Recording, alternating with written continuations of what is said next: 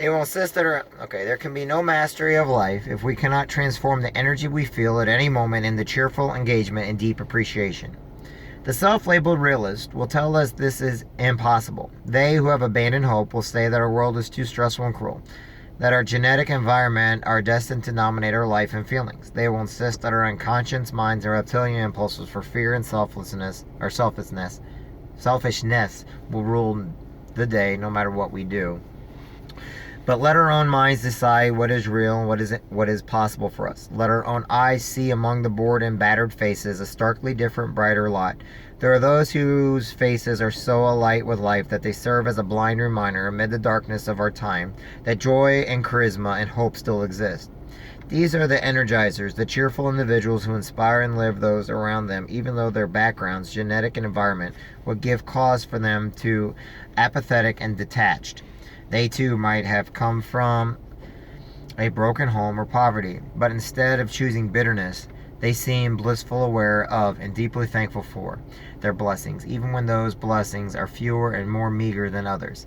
These few, the energized and happy and thankful among us, are not lucky, nor can they be envied, for their treasures are available to all of us. Their treasure is freely chosen attitude. We are not blind to the fact that it is difficult to choose joy in an agement, chaotic, often angry world. The social contagion of negativity spreads quickly because the human mind is suspenseful. They are wired to sense and mirror the emotional energy around us. Seeing fear on someone's face can trigger a state of fear. Such emotion contagion had primitive benefits once. It was a blessing in time of grave danger. When the faces of our friends contorted in fear and they began to flee from some unseen threat, we saw their terrorized faces and automatically felt afraid and fled with them even before knowing the threat. This prevented us from being eaten or maimed by a prowling animal or murderous band of men. But this primal protection is now a mortal enemy, without predators on the hunt for our flesh. With little to fear but fear itself, in a world full of bored, fearful, sullen people, this mirroring impulse can ruin our lives. The energy of masses is, at best, a low-tier energy, an emotional bleak space created by a confused, wit cynical people operating on little sleep, high stress, and frantic desire to be somewhere else, with someone else, doing something else. We must ask ourselves, should I conform to their energy, and what of their thoughts and language? When the trite and bewildered cynic tells us that the world is going to hell, should we let our mind automatically seek to conform this reality? Should we too allow our mind to cast around for something to complain about? Will we allow all the negative needy energy of the world to infiltrate and spoil our emotion or serenity? We mustn't become catastrophes of energetic conformity. We must use our consciousness to overpower our mirroring impulses.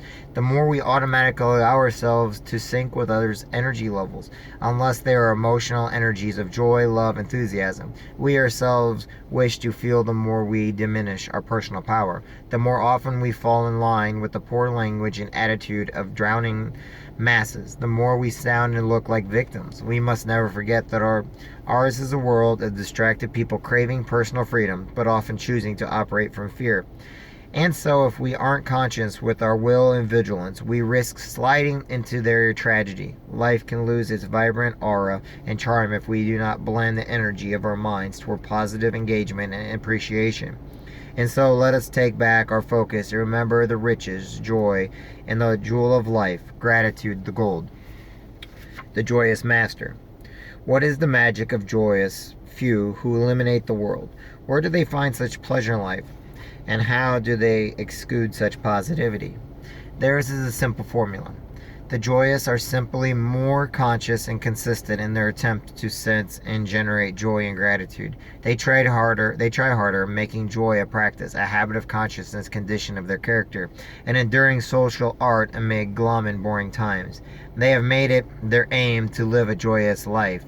That is all. No smoke, no mirrors, just those simple forces at work that sustain motive, attention, and effort toward which they desire. This answer is not popular. It's easy to admit that we do not try often or hard enough. But if joy is lacking in our lives, we must accept the clear truth that we are not often enough bending our will to joy. We can lie and say that joyful people have it easier than we do, but we will all know happy people who have less fortune and health than we. Let us look to the instruction of those little happy people around us. Children have joy naturally. Their curiosity, lack of expectations, pleasure of small thing, and full engagement in the moment are quick spouting seeds of joy. We can learn from them. What would happen if we put their natural inclinations for joy into our lives? Could we shift to being more cautious about immediate surroundings? Not releasing expectations, especially the exception that perfection should surround us everywhere we go, bringing new delights. Can we take pleasure in small things and expect good things to come our way? Surely doing these things would change our lives. Let us return then to the instruction of happy children. Again and again, be curious, release expectations, take pleasure in small things, and expect good things. Cheerfully engage the moment. Let this become our practice, our mastery, and our art. Those who perfect bringing joy to every day of their lives are not unlike any other master.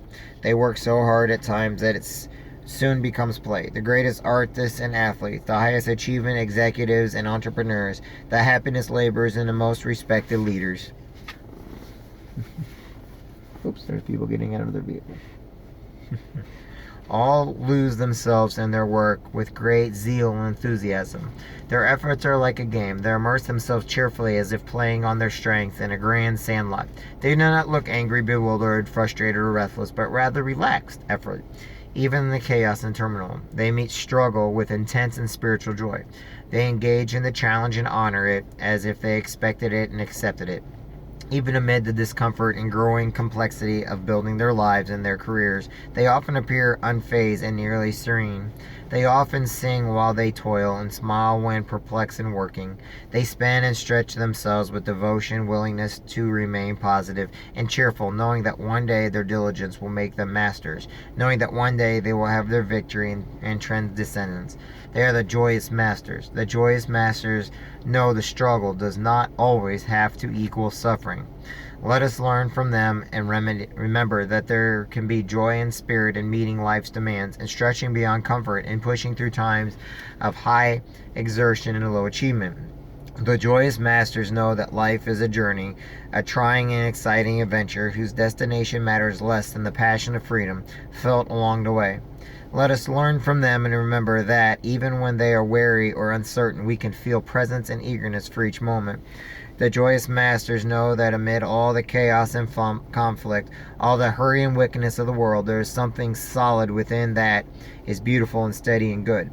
Like them, we can have the scenes that our mind and soul are fresh and pure and clean, even as we slug it out in the thick mess of humanity.